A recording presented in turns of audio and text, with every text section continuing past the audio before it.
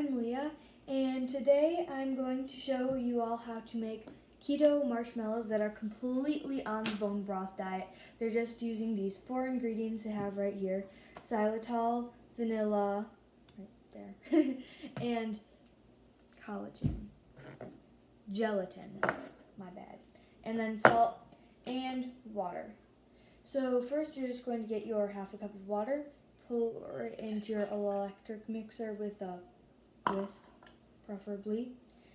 Actually, I don't think it would work with anything but a whisk. Then you're going to get your tablespoons out, and you need 3 tablespoons of the gelatin to soak in the water. 1, 2, 3. And there we go. Just set this right back here to block out the mess in the background. And so now that's just going to sit in there. And I'm going to pull out my saucepan, and we are going to get, well, let's see here, 2/3 of a cup more water. And we're going to put this in with the xylitol to melt it on the stove. So we're going to open up this here and get 1 cup of it. In the recipe, it says it will vary depending on the sweetener. Why is there a spoon here? Depending on the sweetener that you're using, but I generally just use a cup with the xylitol.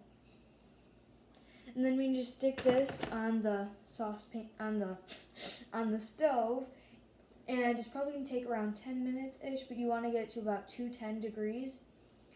Or just completely melted. So, yeah, see when you get this melted. So I got this completely melted. Now you're just gonna pour it inside with your gelatin, and then get it started mixing. Start at a low speed and gradually build up speed. And I'm going to set my timer for 15 minutes. And once you hit about 10 minutes, you're going to put your vanilla in, and then after about 2 more minutes, add your salt, which you will need 2 teaspoons of vanilla extract and 1/4 a teaspoon of salt. And this is pink Himalayan salt, so that's generally what you should probably use. It's healthier. And so yeah, I'll see you in about 10 minutes. 10 minutes. Okay, so I have it on full speed now, and I'll show you what it looks like.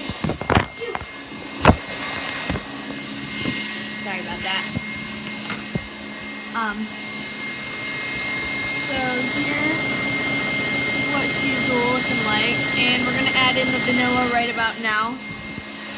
I'll put it back and stop dropping you.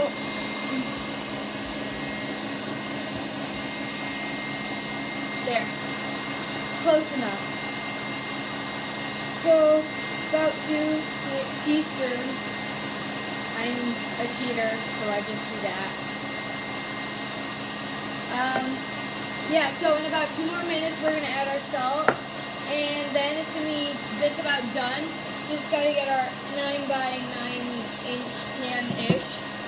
And then get our, well, and on the actual recipe, it says tin foil, but I like to use wax paper or whatever. And then you line it, then you rub it down with coconut oil, and then stick it in here.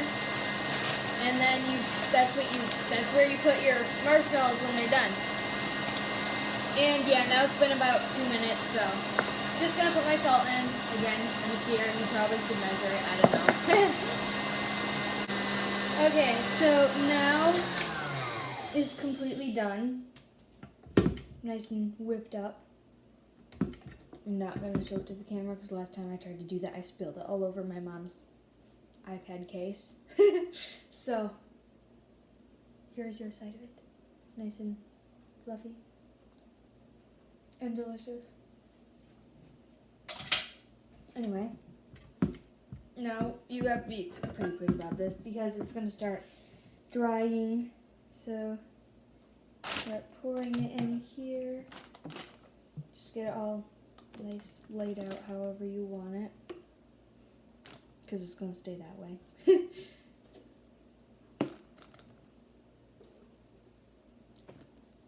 You know, I don't think I got the big enough pan.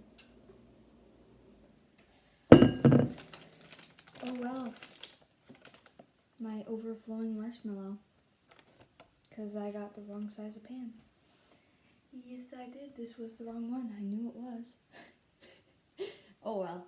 So now we're going to just let this sit out for about 5 hours to overnight. Can't really do it too long, but eventually it will start getting crusty on top.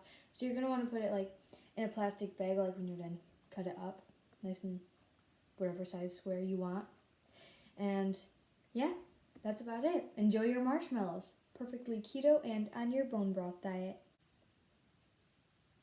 Oh, I can turn that off.